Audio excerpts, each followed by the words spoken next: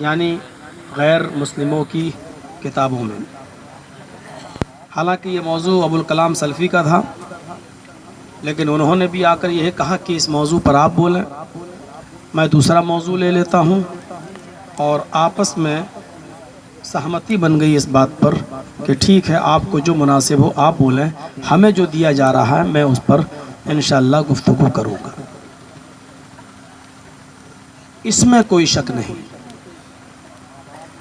कि दुनिया में जितने भी पैगंबर आए, जितने भी नबी आए, जितने भी रसूल आए, अल्लाह तबारक व तआला ने उन सबको एक महदूद इलाके के लिए और एक ख़ास कौम के लिए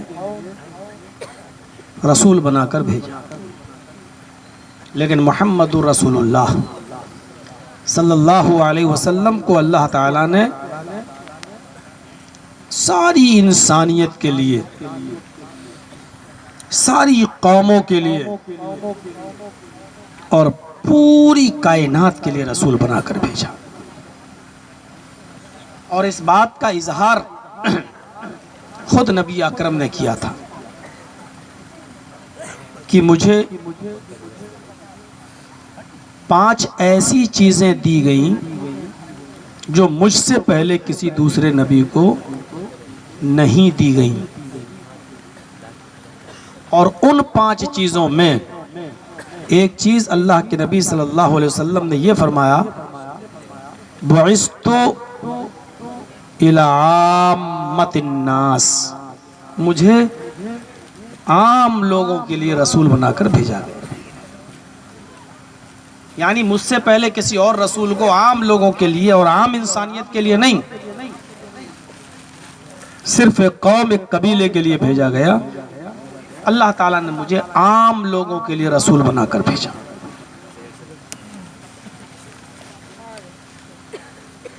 कुरान इस बात पर साक्षी, गवाह। दुनिया में जितने भी पैगंबर आए, अल्लाह ने हर नबी को, जिसको भी इस दुनिया में भेजा, उससे एक अहद, एक इकरार ले लिया कि ये बताओ अगर तुम्हारी जिंदगी में हमारे नबी आ जाएं तो तुम क्या करोगे। आदम को, नूह को, लूत को, जकरिया को, इब्राहिम को, मूसा को, ईसा को, इसहाक को, जितने भी नबी इस दुनिया में आए, अल्लाह ने सब नबियों को, जब जितनों को, सबको जब भेजा तो हर एक से इस बात का इकरार लिया, ये बताओ अगर तुम्हारी जिंदगी में मेरे आखिरी नबी पहुंच जाएं तो तुम क्या करोगे। कहा क्या करूं। फिर अल्लाह ने खुद बताया, ला तुमिनुन्न बिही वला तनसुरुन्नहु, हाय आदम, हाय नूह, हाय यहया, हाय जकरिया, हाय याकूब, हाय यूसुफ, हाय इब्राहिम, हाय मूसा, हाय ईसा, अगर तुम्हारी जिंदगी में हमारे आखिरी नबी आ जाएं, तुम्हारी जिंदगी में मैं मुहम्मदुर रसूलुल्लाह को अगर भेज दूं तो तुम्हारी जिम्मेदारी ये होना चाहिए, ला तुमिनुन्न बिही, तुम सब उस नबी के ऊपर ईमान ले आना, तुम सब उस रसूल को तस्लीम कर लेना, और न सिर्फ तस्लीम करना बल्कि वला तनसुरुन्नहु, वो रसूल जो मिशन लेकर जाए, जो पैगाम लेकर जाए, जो दावत का काम लेकर जाए, तुम्हें उस नबी के उस मिशन में उसकी मदद भी करना है। तुम सब मिलकर मुहम्मदुर रसूलुल्लाह के उस मिशन को आगे बढ़ाओ। जितने भी नबी इस दुनिया में आए, सब ने आखिरी नबी की बशारत दी, और लास्ट में हजरत ईसा अलैहिस्सलातु वस्सलाम ने अपनी कौम को यूं मुखातब करके कहा, वइज़ क़ाल ईसा इब्न मरियम या बनी इसराइल इन्नी रसूलुल्लाहि इलैकुम।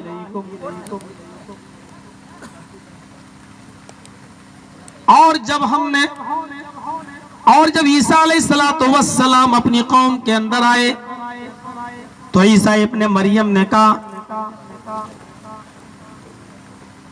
या बनी इसराइल, ऐ इसराइल के बेटो, आए मेरी कौम के लोगों, हाय कौम बनी इसराइल, इन्नी रसूलुल्लाहि इलैकुम, मैं तुम सब की तरफ अल्लाह का रसूल बनाकर भेजा गया हूं। लेकिन क्या कहा, आए बनी इसराइल, यानी ईसा सिर्फ बनी इसराइल के लिए आए थे, आम लोगों के लिए नहीं। और बनी इसराइल से कह रहे हैं, हाय इसराइल के बेटों, मैं तुम सब की तरफ अल्लाह का रसूल बनाकर भेजा गया हूं। मुसद्दिक़न लिमा बैना यदैया मिनत तौरात, उस किताब की पुष्टि करता हूं, उस किताब की तस्दीक करता हूं जो मुझसे पहले आई, यानी तौरात आसमानी किताब थी, अल्लाह ने उतारा था उस किताब को, मैं उसकी तस्दीक करता हूं। उस किताब के लाने वाले मूसा अलैहिस्सलातु वस्सलाम थे, मैं उनको तस्लीम करता हूं। मैं तौरात की पुष्टि करता हूं, तौरात की तस्दीक करता हूं। व मुबश्शिरम बिरसूलिन याती मिन बाद इस्मुहु अहमद, और शुभ समाचार देता हूं, गुड न्यूज देता हूं, एक अच्छी खबर तुम्हें देता हूं, एक ऐसे नबी की जो मेरे बाद आएगा, एक ऐसे पैगंबर की जो मेरे बाद आएगा, एक ऐसे मैसेंजर की जो मेरे बाद आएगा। तस्दीक करता हूं उस नबी की जो मुझसे पहले आया, यानी मूसा, और उस पर किताब उतरी तौरात। मूसा भी सच्चा, उस पर किताब उतरी तौरात, वो भी सच्ची। मैं उस किताब की पुष्टि करता हूं, उस किताब लाने वाले मूसा की तस्दीक करता हूं। और आगे जो एक किताब मेरे बाद आएगी और एक नबी मेरे बाद आएगा, उसकी गुड न्यूज भी देता हूं, उसका शुभ समाचार भी तुम्हें देता हूं। मुस्तकबिल में मेरे बाद एक नबी आएगा, उसकी बशारत भी तुम्हें सुनाता हूं। व मुबश्शिरम बिरसूलिन याती, एक ऐसे रसूल की जो मेरे बाद आएगा, मिन बादी इस्मुहु अहमद, उसका नाम अहमद होगा। हम और आप सब जानते हैं मोहम्मद और रसूलुल्लाह के दो नाम थे, एक मोहम्मद और एक अहमद। ईसा अलैहिस्सलातु वस्सलाम ने यह तस्दीक की। ईसा अलैहिस्सलाम की जबान से जो जुमले निकले वो आज भी कुरान ने रिकॉर्ड कर रखे हैं और महफूज है कुरान के अंदर। अपने बाद ईसा ने कहा जो रसूल आएगा मेरे बाद, उसका नाम क्या होगा? अहमद। इसको न सिर्फ कुरान ने रिकॉर्ड किया है, बल्कि यही जुमले खुद बाइबल के ओल नंबर 5 में खुद बाइबल ने भी रिकॉर्ड कर लिए हैं। I will pray the father, he shall give the another comforter, after that I will not talk much with you, because the prince of this world comes, his name will be Ahmad, his name will be Ahmad. ये Bible के ओल number 5 में खुद Bible ने भी ये जुमले, ये वर्ड्स रिकॉर्ड कर लिए हैं। ईसा मसीह कह रहे हैं, जीसस सेज, ईसा अलैहिस्सलाम कहते हैं, I will pray the father, मैं अपने बाप से ये दुआ करता हूं, मैं अपने बाप से ये दुआ करूंगा, मैं अपने पिता से ये दुआ करूंगा, he shall give the another comforter, वो तुम्हें दूसरा प्रोटेस्टेंट दे, दूसरा रहबर दे, दूसरा रहनुमा दे, मार्गदर्शक दे, वो तुम्हें दूसरा रास्ता दिखाने वाला अता फरमाए। आई will not talk much with you, अब मैं तुम्हारे दरमियान ज्यादा बातें नहीं करना चाहता हूं, अब मैं तुम्हारे दरमियान ज्यादा नहीं रहना चाहता हूं। The prince of this world कम, इस दुनिया का शहजादा तशरीफ लाने वाला है, इस दुनिया का शहजादा इस दुनिया में आने वाला है, उसके आने के लिए मेरा जाना जरूरी है, जब तक मैं नहीं जाऊंगा वो नहीं आएगा, वो मेरे बाद आएगा। His name will be Ahmad, उसका नाम अहमद होगा। इन जुमलों को जो ईसा ने कहा था बाइबल के वो नंबर 5 में खुद बाइबल ने, खुद न्यू टेस्टामेंट इंजील ने भी रिकॉर्ड कर लिए हैं। और उसी को कुरान ने कहा व मुबश्शिरम बिरसूलिन याती मिन बाद इस्मुहु अहमद, और मैं तुम्हें बशारत देता हूँ, शुभ समाचार देता हूँ, गुड न्यूज देता हूँ एक ऐसे रसूल की जो मेरे बाद आएगा, इस्मुहु अहमद, उसका नाम अहमद होगा। ईसा अलैहिस्सलाम की बात कुरान ने जो कही है वो बिल्कुल सही कही है, और उसी की पुष्टि, उसी की तस्दीक हमें बाइबल से भी मिलती है। जितने भी नबी आए दुनिया में, हर नबी ने आखिरी नबी मोहम्मद रसूलुल्लाह के बारे में गुड न्यूज दी है, बशारतें दी हैं। रहा जहां तक हमारे हिंदू भाइयों का सवाल, तो इनकी किताबों में तो इतनी गुड न्यूज हैं कि मैं गिना नहीं सकता और आप गिन नहीं सकते। कोई किताब जो धार्मिक ग्रंथ कहलाती हो और उसमें मोहम्मद रसूलुल्लाह का नामे नामी इसमें गिरामी मौजूद न हो, ये मुमकिन ही नहीं। वेदों की तफसीर कहलाती हैं, वेदों की तफसीर कहलाते हैं वेद, वेदों की तफसीर कहलाते हैं पुराण, और पुराणों की तादाद है 18। पुराणों की जो संख्या है, जो गिनती है, वो है 18। उन 18 पुराणों में 3 पुराण बड़े मशहूर हैं, भागवत पुराण, कल्की पुराण और भविष्य पुराण। और भी हैं मत्स्य पुराण, शिव पुराण, बहुत से पुराण हैं। 18 पुराणों में ये 3 पुराण बहुत महत्व रखते हैं, अहमियत के हामिल हैं, भागवत पुराण, कल्की पुराण और भविष्य पुराण। भागवत और कल्की पुराणों के अनुसार, भागवत और कल्की पुराणों के मुताबिक दुनिया में आने वाले रसूलों की, नबियों की तादाद 64,000 है। आप देख लीजिए कितनी ज्यादा तादाद में। और इस्लाम भी यही कहता है कि बहुत से नबी इस दुनिया में आए। 1,24,000 की गिनती सही हदीस से साबित नहीं है, वो हमने मान ली है ज़ईफ़ हदीस के हवालों से।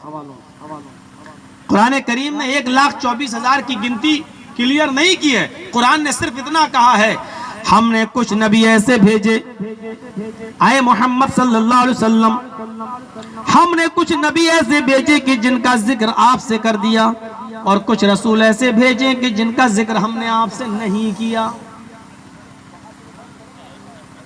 लेकिन नबियों की तादाद अहादीस की रोशनी में बहुत है, लेकिन क्लियर नहीं कहा जा सकता कि 1,24,000 है। वेदों और पुराणों के मुताबिक 64,000। इससे यह तो पता चलता है कि बहुत से रसूल इस दुनिया में आए, लेकिन महान ऋषियों और मुनियों और पैगंबरों का जो जिक्र वेदों में आया है, उनकी तादाद 24 है। महान ऋषि और महान पैगंबर जिनका जिक्र आया है वेदों में, उनकी गिनती सिर्फ 24 है। यानी 24 रसूलों का नाम वेदों में लिया गया है।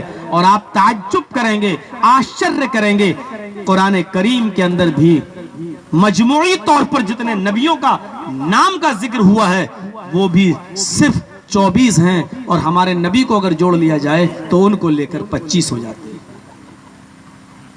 नबी अकरम को छोड़ दिया जाए तो 24 ही नबियों का जिक्र कुरान में आया है। हिंदू धर्म के अंदर भी 24 महान ऋषि और महान पैगंबर बताए गए हैं, और 25वां ऋषि सर्व महान, सबसे बड़ा, और उसी को नराशंस, उसी को कल्की, उसी को महामद, उसी को महमिद, उसी को मोहन मदन, उसी को अहमिद, और उसी को उन्मा के नाम से बार बार जिक्र किया गया है। हिंदू धर्म के अंदर आने वाले ऋषि और पैगंबरों को अवतार का नाम दिया गया है और अवतार की मीनिंग यह की गई ईश्वरत्व का मनुष्यत्व में परिणत होना। थोड़ा सा इल्मी बहस है, ठोस जुमले हैं, मैं आसान जबान में समझाने की कोशिश करूंगा और आगे बढ़ूंगा। अवतार की मीनिंग यह बताई गई ईश्वरत्व का मनुष्यत्व में परिणत होना, जो बिल्कुल गलत है। ईश्वरत्व का मनुष्यत्व में परिणत होने का मतलब यह हुआ कि ईश्वर ही मनुष्य का रूप धारण करके पृथ्वी पर अवतार लेता है।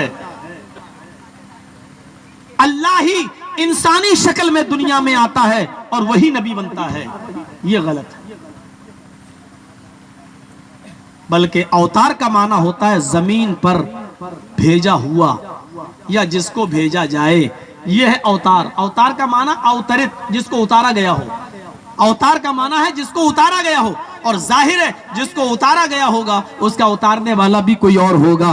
उतारने वाला अलग है, जिसको उतारा गया वो अलग है। उतारने वाले को हम ईश्वर, गॉड, अल्लाह के नाम से जानते हैं और जिसको उतारा गया उसको हम नबी, रसूल, पैगंबर, ऋषि, मुनि, मैसेंजर और प्रॉफिट के नाम से हम जानते हैं। ये फर्क हमें और आपको करना पड़ेगा, वरना बड़ी गड़बड़ी पैदा हो जाएगी। अल्लाह ही मनुष्य का रूप धारण करके पृथ्वी पर क्यों आएगा?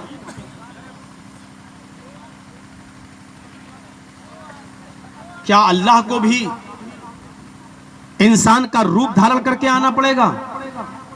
क्या अल्लाह को भी नबी बनकर आने के लिए किसी मां के पेट में गर्भ 9 महीने का हमल और ये मुद्दत पूरी करना पड़ेगी? क्या अल्लाह को भी, ईश्वर को भी किसी मां के पेट से बाहर आकर फिर अपना पीरियड और जवानी और 40 साल की उम्र और 40 साल के बाद नबूवत मिली, क्या ये पीरियड पूरा करना पड़ेगा? क्या अल्लाह को भी सामना करना पड़ेगा? दावत और तबलीग के काम में पत्थर खाना पड़ेंगे? फिर उसकी कुदरत कामिला का क्या हुआ? और फिर खराबी यह पैदा होगी, क्या ईश्वर भी कभी आकस्मिक मौत मरता है? क्या कभी अचानक मौत कभी ईश्वर को, अल्लाह को भी आ सकती है? हिंदू धर्म के अकीदे के मुताबिक रामचंद्र जी और कृष्ण जी ये सब ईश्वर हैं, ये अल्लाह हैं, ये अल्लाह का अवतार हैं, ये ईश्वर का अवतार हैं। यानी ये पहले ईश्वर थे, मनुष्य का रूप धारण करके पृथ्वी पर अवतार लिए हैं। यानी अल्लाह ही ने मनुष्य का रूप धारण किया है। ये अल्लाह ही थे जो मनुष्य का रूप धारण किया। लेकिन आप ताज्जुब करेंगे, कृष्ण जी जंगल में लेटे हुए हैं, देखिए महाभारत, और एक शिकारी शिकार खेल रहा है और उसने किसी हिरन को तीर मारा, तीर में जहर लगा हुआ था और एक शिकारी हिरन का शिकार कर रहा है, और जैसे ही उसने तीर छोड़ा वो तीर निशाने से चूक जाता है और वो तीर कृष्ण जी के पैर में लगता है। कृष्ण जी का पैर जख्मी हो जाता है और ये जहर कृष्ण जी के शरीर के अंदर सरायत करने लगता है और धीरे धीरे इसी विष, इसी जहर के असर से कृष्ण जी की मृत्यु हो जाती है, मौत हो जाती है। ये कृष्ण जी ईश्वर का अवतार है, अल्लाह का अवतार लिए हुए हैं। क्या अल्लाह को भी अचानक मौत आ सकती है? क्या अल्लाह को भी तीर लग सकता है? क्या अल्लाह भी, क्या ईश्वर भी विष और जहर के असर से मर सकता है? बहुत से एतराज़ात उठ जाएंगे और फिर तौहीद के अंदर, एक ईश्वरवाद के अंदर बहुत बड़ा बिगाड़ पैदा हो जाएगा। इसलिए अवतार का माना यह मानना ईश्वरत्व का मनुष्यत्व में परिणत होना गलत है। अल्लाह मनुष्य का रूप धारण नहीं करता, बल्कि अल्लाह मनुष्यों में से, मानव जाति में से, इंसानों में से किसी को चॉइस कर लेता है, किसी को मुंतखब कर लेता है और जिस पर अपनी कृपा करता है और उसी को रसूल बनाकर इस दुनिया के अंदर भेजता है, जिस पर अल्लाह की कृपा हो जाए और रहम हो जाए। आइए पहला मंत्र पढ़ते हैं। इस मंत्र से आप खुद देख लीजिए, अल्लाह अलग है और अवतार अलग है। इत्थे कलोगत प्राय जनेशु खरगर मिड़ी धर्मत्राणाय सत्वैन भगवान उत्तरिष्यति। श्रीमद् भागवत महान पुराण स्कंद 12 अध्याय 2 मंत्र नंबर 16। इथ कलो, कल युग के अंदर गतपराय कुछ जमाना बीत जाने के बाद, इथ कलो कल युग में, गतपराय कुछ जमाना कल युग का गुजर जाने के बाद, जनेशु सारी जनता, सारी अवाम, पूरी मानवता, पूरी इंसानियत घर घर मिली गधों की और जानवरों की तरह हो जाएगी आचरण, रहन सहन। आपने टॉपिक दिया है तो इसको गौर से सुनिए, तभी हमारी अकल में बैठेगा। क्योंकि एक तरफ मंत्र समझाना, फिर एक एक मंत्र का मतलब बताना, फिर उसको किताबों सुन्नत की कसौटी पर लाकर फिट करना, ये थोड़ा सा गौर तलब मसला है। इथ कलो, कल युग में, हिंदू धर्म में 4 युग माने जाते हैं, सतयुग, त्रेता युग, द्वापर युग, कलयुग। माफ करना, आपका माइक 10,000 रुपए वाला है नहीं, मैं आपको पहले बता दे रहा हूं। इसने तो रूह निकाल दी बस। अब हमें अल्लाह मग़फ़िर लना वो मैयतना पढ़ना है, इस माइक का सिर्फ जनाजा पढ़ना बाकी है इसका। ये माइक, अरे माइक तो वो होता है मारो टन से आवाज जाए। तकरीर में इजलास का की जान मौलाना की तकरीर नहीं होती, माइक होता है। इथ कलोगत प्राय, कल युग के कुछ गुजर जाने के बाद, सतयुग, त्रेता युग, द्वापर युग, कलयुग, ये है 4 युग। हिंदू धर्म के मुताबिक ये कलयुग चल रहा है। सतयुग चला गया, त्रेता युग चला गया, द्वापर युग चला गया, ये क्या चल रहा है? कलयुग। कल मानी काला, युग मानी जमाना। कल युग काला जमाना, स्याह जमाना, यानी जब घोर अंधकार और पाप ताप हो और नेकियां मिट जाएं, नेक काम करने वाले दुनिया से खत्म हो जाएं और पाप ताप दुनिया में बाकी रहे, तो समझ लो ये कलयुग है। और अंतिम ऋषि कब आएगा? आखिरी नबी कलयुग में। इथ कलो, कलयुग में, गत प्राय कलयुग के कुछ गुजर जाने के बाद, जनेशु सारी की सारी जनता, सारी की सारी आवाम घर घर मिली, जब जानवरों की तरह उसका रहन सहन, उसका आचरण, उसका आपस में रहना सहना जब जानवरों की तरह हो जाएगा। एक एक शब्द की मीनिंग बतला रहा हूं, बाबा रामदेव भी नहीं बतलाएंगे। एक एक शब्द की मीनिंग आसाराम बापू भी नहीं बतलाएंगे। इथ कलो गत प्राय जनेशु घर घर मिले, कौन बताएगा? इथ मानी कलो, गत प्राय, ये सब बताएंगे, पोल खुल जाएगी। इथ कलो गत प्राय जनेशु घर घर मिली, जब सारी जनता जानवरों की तरह हो जाएगी, आचरण रहन सहन जब जानवरों की तरह हो जाएगा, धर्मत्राय सत्वेन भगवान अवतरष्यति। भगवान, कोई मीडिया वाले हो तो नोट करें, कोई हिंदू भाई हो पढ़े लिखे हो तो वो भी नोट करें। भगवान अलग है, अवतरष्यति अवतार का लफ्ज अलग है, यानी भगवान अलग है, अवतार अलग है। भगवान ही अवतार नहीं है। इत कलोगत प्राय जनेशु खरगर मिली, धर्मत्राणाय सत्वेन भगवान अवतरष्यति। जब सारी जनता कलयुग में जानवरों की तरह हो जाएगी, तब धर्म की रक्षा करने के लिए, धर्मत्राणाय धर्म को बाकी रखने के लिए, धर्म को जिंदा रखने के लिए, सत्वेन और सच्चाई को नाफिज करने के लिए भगवान अवतरष्यति, भगवान अवतार भेजेगा। भगवान स्वयं आएगा नहीं कहा, भगवान अवतार भेजेगा। भगवान अवतरष्यति, भगवान अवतार भेजेगा। अंतिम ऋषि उस वक्त आएंगे कलयुग में। अच्छा, ईमानदारी के साथ बताइए, जो जमाना बताया जा रहा है सारी जनता जानवरों की तरह हो जाएगी, तब आखिरी नबी आएंगे। क्या मोहम्मद रसूलुल्लाह सल्लल्लाहु अलैहि वसल्लम जिस दौर में आए, क्या वो ज़माना बिल्कुल वही नहीं था? जानवर किसको कहते हैं? जानवरों की तरह रहन सहन। पढ़िए ज़ादुल माद अल्लामा इब्न क़य्यिम की, और पूरा नबी अकरम की नबुवत से पहले का पूरा एक जमाना पड़ जाइए आप। जुआ खेलते थे तो इतना, जुए में रकम हार गए तो मकान लगा दिया, मकान भी जुए में हार गए तो बीवी लगा दी, और बीवी भी जुए में हार गए तो अपनी 18-20 साल की जवान बेटी भी जुए में लगा दी।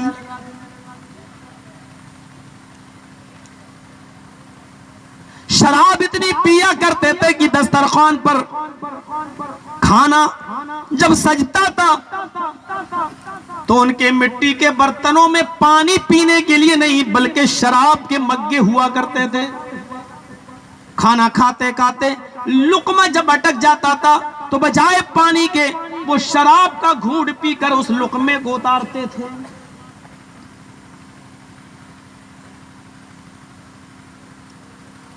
बेहयाई का दौर इतना था, एक लड़का अपनी बाप के मरने के बाद देखता था कि ये मेरी सौतेली माँ है, और बाप ने इससे शादी कर रखी थी, बाप मर गया, माँ पे नजर पड़ती थी कि ये बड़ी खूबसूरत है, कोई दूसरा मेरी माँ को अपनी बीवी ना बना ले। वो अपने घर में रखी हुई अपनी चादर को उठाता था और उस चादर को वो लड़का लाकर अपनी माँ के ऊपर डाल दिया करता था, और चादर को अपनी माँ पर डालकर उस चादर को बाहर निकाल देता था। उसका हाथ पकड़कर ये ऐलान करता था कि मैंने ये चादर अपनी माँ के ऊपर डाल दी। ये ऐलान इस बात का गमाज हुआ करता था, इस बात का इशारा हुआ करता था कि इस लड़के ने अपनी माँ को अपनी बीवी बना लिया, अब कोई भी उसकी माँ के साथ पैगाम, निकाह का पैगाम न दे। शादियों के तरीके इतने मुख्तलिफ थे। बुखारी शरीफ किताबुन निकाह, ज़माने जाहिलियत के निकाह पर एक नजर डालिए। एक लड़का किसी लड़की को निकाह का पैगाम देता, निकाह करके लाता, लेकिन उसके साथ खुद सुहाग रात न मनाता बल्कि अपनी उस बीवी को किसी दूसरे नौजवान को दे देता। वो उसके साथ जिना करता और वो नौजवान उसको उस वक्त तक अपने पास रखता जब तक कि वो हामिला ना हो जाती। जब हमल ठहर जाता तो शौहर अपनी बीवी को उस लड़के से ले आता, और ऐसा इसलिए करता था, ऐसा करने से उनका अकीदा यह था कि बच्चा नेक पैदा होगा, बच्चा बड़ा शरीफ होगा। ये शादी का पहला तरीका था। शादी का एक दूसरा भयानक और गंदा तरीका यह था, 3, 4, 5, 6, 7, 8, 9, 10 तक, 3 से ज्यादा और 10 तक लोगों की एक जमात एक लड़की के साथ जाकर जिना करती, पूरे साल उसके साथ जिना करती, 3 से लेकर 10 तक, कभी 3, कभी 4, कभी 1, कभी 2, यानी 3 से ज्यादा और 10 से कम, 10 तक लोग एक ही लड़की के साथ पूरे साल मिलते। जब वो बच्चा पैदा करती तो उन 10 को बुलाती, या जितने लोगों के साथ उसके ताल्लुकात कायम हुए उन सबको बुलाती, और बुलाने के बाद वो बच्चा उठाती और उन लोगों में से जिसकी गोद में रख देती वही उसका बाप मान लिया जाता, ये उसी की बीवी मान ली जाती, और वो आदमी जिसकी गोद में बच्चा रखा इस औरत का वो शौहर मान लिया जाता था। निकाह की एक तीसरी शक्ल ये थी कि कुछ औरतें अपने घरों में हरी झंडियां लगाए रहती थी। ये इस बात की तरफ इशारा था कि जो उनके पास आना चाहे आ जाए। पूरे साल उनके पास मर्दों की एक टीम जाती रहती थी, वो किसी भी आने वाले को मना नहीं करती थी। लेकिन जब बच्चा पैदा होता तो उन सारे लोगों को बुलाती जितने लोग उसके साथ जिना किए, और मजाल न थी कि कोई ना आता, जितने लोग उसके पास गए सबको आना पड़ता। फिर खाने काबा से कयाफा शनास को बुलाया जाता, वो बच्चा कयाफा शनास की गोद में दे देती। कयाफा शनास उस बच्चे की शक्ल को देखता, इन लोगों में से इसकी शक्ल किस आदमी से सबसे ज्यादा मैच खा रही है। उस बच्चे की शक्ल उतने लोगों में जिससे सबसे ज्यादा मैच खाती, वो बच्चा उसकी गोद में रख देता, उसी का बेटा मान लिया जाता, और ये उसकी बीवी मान ली जाती, ये उसका शौहर मान लिया जाता। ये जानवर और किसको कहते हैं? मछलियां समंदर में अपने ही बच्चों को खा जाती हैं। बिल्कुल यही सूरत हाल थी अरब की सरजमीन पर। यक़्तुलूना अबनाअहुम, जब उनके घरों में बच्चे पैदा होते तो इस डर से ये बड़े होकर मेरे साथ खाएंगे, वो अपने बच्चों का कत्ल कर दिया करते थे। वो जानते थे कि ये बड़ा होकर मेरे ऊपर बोझ बनेगा, वो अपने बच्चों को कत्ल कर दिया करते थे। जब लड़कियां उनके घरों में पैदा होती थी तो एक मुद्दत तक 1.5-2 साल 3 साल ज्यादा से ज्यादा 4 साल तक वो उस लड़की को अपने घर में रखते, और जब वो अब्बू अब्बू अम्मी अम्मी कहने लगती तो मेले का बहाना बनाकर उस बच्ची को ले जाकर और जंगल में गड्ढा खोदा जाता और उस बच्ची से कहा जाता, अरे बच्ची इस गड्ढे में झांक कर देखो, इसमें तुम्हारी अम्मी दिखेंगी। वो बच्ची अपनी अम्मी को देखने के लिए जैसे ही गड्ढे में झांकने के लिए जाती, पीछे से उसका वही सगा बाप अपनी बेटी को धक्का देता, वो उस गड्ढे में गिर जाती, ऊपर से वो मिट्टी डालने लगता। कुरान करीम ने इस बेहुदा रस्म को रोकने के लिए ऐलान किया, वइज़ल मऊदतु सुइलत बिअय्यि ज़ंबिन क़ुतिलत, जब जिंदा दफन की हुई लड़कियों से कयामत के दिन सवाल किया जाएगा, ऐ बच्चियों तुम्हारा क्या जुर्म था, किस जुर्म में तुम कत्ल की गई, किस जुर्म में तुम मारी गई, तुम्हारे बाप ने तुम्हें किस जुर्म में कत्ल किया।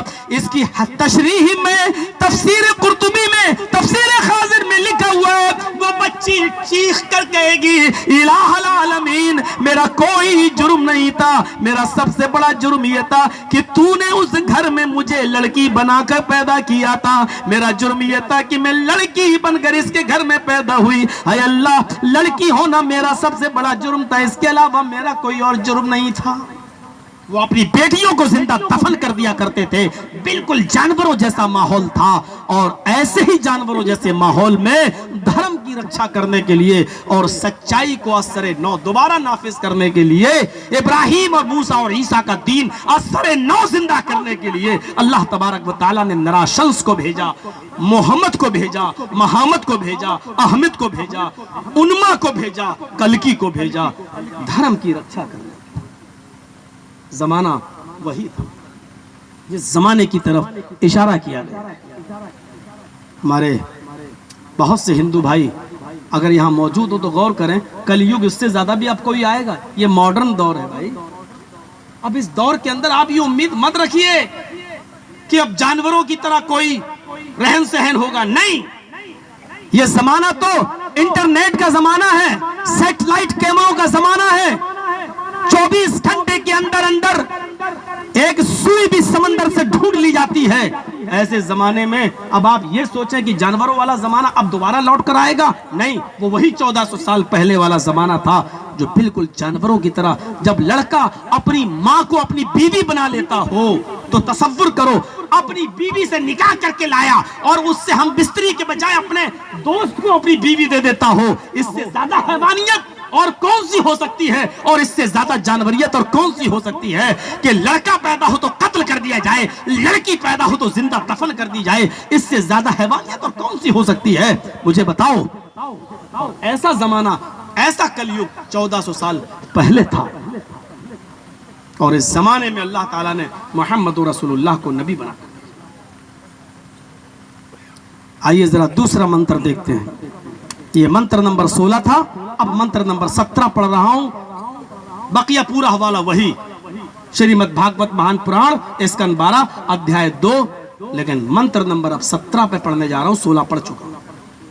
तथास्तु शंभल गिरा में सोत सोआजी उजात मंगलाचार्य बहुला पापिता विभजिज्जत। तथास्तु शंभल गिरा में सोत सोआजी उजात मंगलाचार्य बहुला पापिता विभजिज्जत। तथास्तु, गौर से सुनो, शंभल गिरा में शांति वाले गांव में 100 तो 100 जीव जाते हैं, लोगों को निमंत्रण देने वाला, लोगों को अपनी आवाज सुनाने वाला, ऊंची जगह पर खड़े होकर धर्म का प्रचार करने वाला आएगा। मंगलाचार बहुला पापिता विभज्जता, उसके आने के बाद मंगलाचार नेकियों के काम होने लगेंगे, क्योंकि वो नेकियों के काम का गुरु होगा। मंगलाचार, मंगल और आचार जब मिलाएंगे तो पढ़ा जाएगा मंगलाचार, ये प्रोनाउंसिएशन होगा संस्कृत में। मंगल आचार क्या मतलब? मंगलाचार जब मिलाएंगे तो यूं पढ़ा जाएगा मंगलाचार। वो नेकियों के काम का गुरु होगा, यानी नेकियों की तरफ दावत देने वाला होगा, नेकियों का हुक्म देने वाला होगा। बहुला पापिता, बहुला बाहुबली से बना है। जब कोई बहुत बड़ा क्रिमिनल होता ना तो क्या कहते हैं? बाहुबली है, ये सीवान का बाहुबली है, ये छपरा का बाहुबली है। और पूरे देश का बाहुबली कौन है? नाम लेने की जरूरत नहीं, वरना केस हो जाएगा। बहुला पापिता विभज्जता। अरे कुछ चीजें तुम भी समझो यार, सारी चीजें हम ही समझाएंगे खुलकर, उतना ही रहने दो। राहत इंदौरी ने कहीं मुशायरा पढ़ा तो उसने एक शेर पढ़ा का देश का प्रधानमंत्री चोर। इंडिया में उस पर मुकदमा हो गया, लेकिन वो भी बड़ा चालाक था, मुकदमा जीत गया। जब उसको कटघरे में खड़ा किया तो उसने भी बड़ी सफाई से कहा कि हाँ, मैंने कहा तो था देश का प्रधानमंत्री चोर, लेकिन मैंने ये थोड़ी कहा था कि इंडिया का प्रधानमंत्री चोर। मैंने तो कहा देश का प्रधानमंत्री चोर, तो चोर तो किसी भी देश का हो, हमने इंडिया का नाम नहीं लिया। जज ने कहा दैट इज राइट, पॉइंटेड तक। तो कुछ चीजें मेरे लिए भी छोड़ के रखो। बाहुबली सीवान का, छपरा का कौन है आप जानते हैं, देश का कौन है वो भी आप जानते हैं, बताने की जरूरत नहीं है। तो मेरे भाइयों, ये बाहुबली से बना है बहुला। बहुला, बहुला पापिता विभज्जता, क्या मतलब हुआ? मंगलाचार, नेकियों का हुक्म देने वाला होगा। बहुला पापिता विभज्जता, और बड़े बड़े पाप, बड़े बड़े गुनाहों को नाम लेकर मिटाएगा। बड़े बड़े गुनाहों का नाम लेकर मिटाने वाला होगा। कहाँ आएगा? तथस्तु शंभल गिराम में, शंभल गिराम के अंदर, शांति वाले गांव के अंदर वो जन्म लेगा। आखिरी नबी कहाँ आएगा? खुल के कह दूं, मक्के में जन्म लेगा। मौलाना साहब, ये मक्का कहां से लाए हो? तुम्हारी किताब में है मक्का। मक्का, शंभल गिराम का मतलब क्या होता है? शंभल, शम वर्ब है, शम जीरन है मस्दर, और शंभल उसी से एडजेक्टिव है, सिफत। शम, शम मानी शांत करना, शम शांत करना, और शंभल शांत। गिराम गांव, शंभल गिराम शांति वाला गांव। ये शंभल नहीं जो मुरादाबाद के पास है, जहां से मुलायम सिंह चुनाव लड़े थे, ये वाला संभल नहीं, ये संभल है, ये शंभल है। शंभल, शम के माना शांत करना, शंभल एडजेक्टिव है, सिफत है, और शंभल शांति वाला। गिराम गांव, शांति वाला गांव, अमन वाला गांव। कुरान में अमन वाला गांव, उसका भी नाम नहीं लिया गया, लेकिन कहा गया अमन वाला गांव। किसको? वत्तीनी वज़्ज़ैतून वतूरि सीनीन वहाज़ल बलदिल अमीन। अल बलद मानी शहर, अल अमीन मानी अमन वाला, अमन वाला शहर, अमन वाला गांव, शांति वाला शहर, शांति वाला गांव। शंभल गिराम संस्कृत है, अल बलदिल अमीन अरबी है। मैं यूं कह दो कि जिसको भागवत पुराण के स्कंद 12 अध्याय 2 के मंत्र नंबर 17 में जिसको शंभल गिराम कहा गया, कुरान करीम के सूरह 3 में उसी को अल बलदिल अमीन कह गया।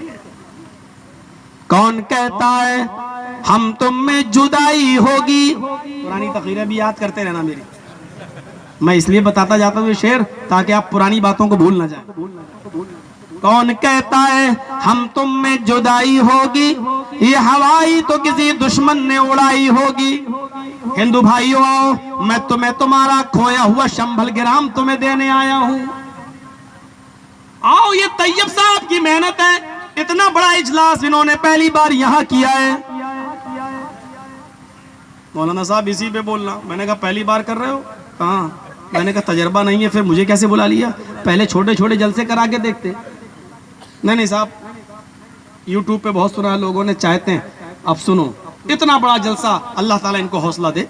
मेरे भाइयों, बड़े प्यार से मैं हिंदू भाइयों को सबक देना चाहता हूं। आओ, तुम शंभल ग्राम ढूंढ रहे हो ना, हम तुम्हें दे रहे हैं शंभल ग्राम।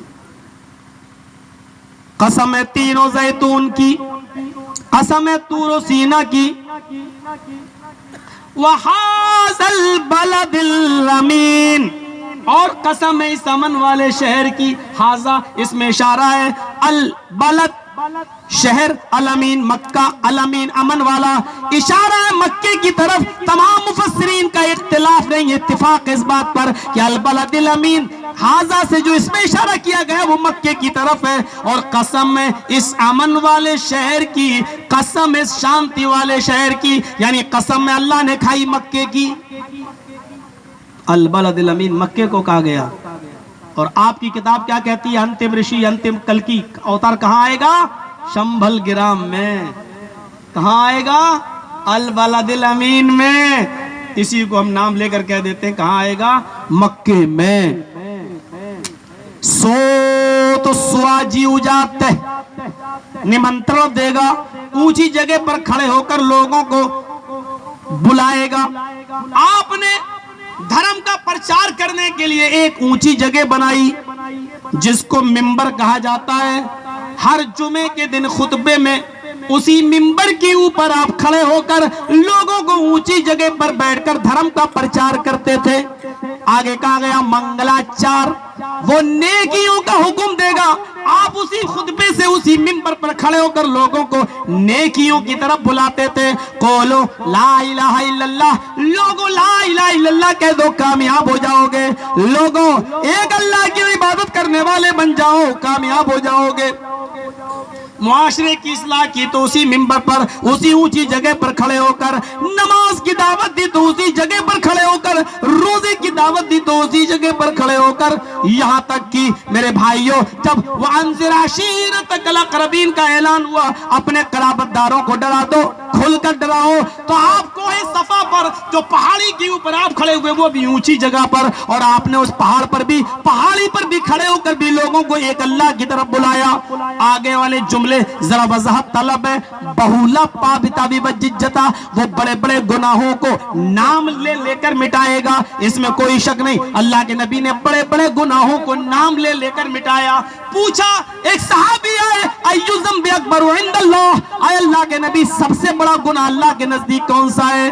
नबी अकरम के जबान से निकलता है, अंतदउ लिल्लाहि निद्दन व हुवा खलक़क, अल्लाह को छोड़कर किसी ऐसी हस्ती को पुकारो, किसी ऐसी हस्ती को पुकारो हालांकि उसने तुम्हें पैदा किया। अल्लाह को छोड़कर किसी और को पुकारो तो इससे बड़ा गुनाह कोई नहीं है। यानी अल्लाह को छोड़कर किसी और से मदद तलब करो, यह सबसे बड़ा गुनाह है। अच्छी औरतें बड़े अच्छे अंदाज से अपनी बेटियों की रुखसती के वक्त उनको बड़ी अच्छी नसीहत करती हैं, और कभी कभी उन औरतों की बात जो अपनी बेटियों को रुखसती के वक्त करती हैं दिल में बैठ जाती है। एक औरत अपनी बेटी की रुखसती कर रही है, बेटी की आंखों में आंसू है, ज़ारों की तार रो रही है, अपने घर से जुदा हो रही है। वो उसकी ससुराल की औरतें उसका हाथ पकड़कर उसको लेके जा रही हैं। सगी मां कहती है, मेरी बेटी मेरी एक नसीहत सुनती जाओ और उसके बाद तुम अपनी ससुराल जाओ, क्योंकि अब तुम्हारा असल घर वो है। बेटी बैठ जाती है, फर्मा बरदार थी, नसीहत करने वाली मां किस अंदाज से नसीहत करती है। मेरी बेटी, तुमने कभी गौर किया है तुम्हारे नबी ने शौहर का दर्जा इतना बुलंद क्यों किया है? फरमाया, अगर अल्लाह के बाद सजदा किसी और को जायज होता तो अल्लाह ताला औरत को हुक्म देता, या मैं नबी अकरम औरत को हुक्म देता कि वो अपने शौहर को सजदा करे। बेटी जानती हो इतना बड़ा दर्जा क्यों है शौहर का? उसने नफी में जवाब दिया, नहीं अम्मी, सुनो मेरी बेटी, शौहर का काम भी वही होता है जो अल्लाह तबारक व तआला का होता है। शक्लें थोड़ी सी बदली हुई हैं। अल्लाह अपने बंदों को इस दुनिया में पैदा किया तो उसके रहने के लिए जमीन बनाई, आसमान बनाया, बारिश बरसाई, सब्जी पैदा की, जमीन से गल्ला उगाया। एक शौहर भी अपनी बीवी के लिए छत का इंतजाम करता है, खाने पीने का इंतजाम करता है, मेहनत मजदूरी करता है, लेबर का काम करता है, मिस्त्रीगिरी करता है। अल्लाह चाहता है कि मेरा बंदा दुनिया में जब पैदा हो, सांस ले, तो उसके लिए पानी पहले से मौजूद हो, उसकी ग़िज़ा उसकी माँ की पिस्तान में पहले से मौजूद हो। शौहर भी यही चाहता है कि मैं निकाह करके जब अपनी बीवी को लाऊं तो उसके लिए रहने के लिए छत पहले से मौजूद हो, उसके लिए कमरा पहले से मौजूद हो, उसके खाने पीने का इंतजाम पहले से मौजूद हो। खुद हमारे अंदर इतनी ताकत हो कि जब वो बीमार हो जाए तो उसका इलाज कराया जा सके। जी अम्मी, मेरी बेटी, इतना याद रखना। अब मैं तुम्हें वसीयत नसीहत करके रुखसत कर रही हूं। ये सारे इंतजाम अल्लाह अपने बंदों के लिए करता है, फिर वो ये चाहता है कि मेरा बंदा पूरी जिंदगी जब तक जिंदा रहे मेरे सामने ही सजदा करे, मेरी ही इबादत करे, मेरा ही हुक्म माने। सब कुछ करने के बाद भी उसने ये कह रखा है, मेरे बंदो हजारों गुनाह कर लोगे, मैं तुम्हें माफ कर लूंगा, कर दूंगा, लेकिन याद रखना मेरी तौहीद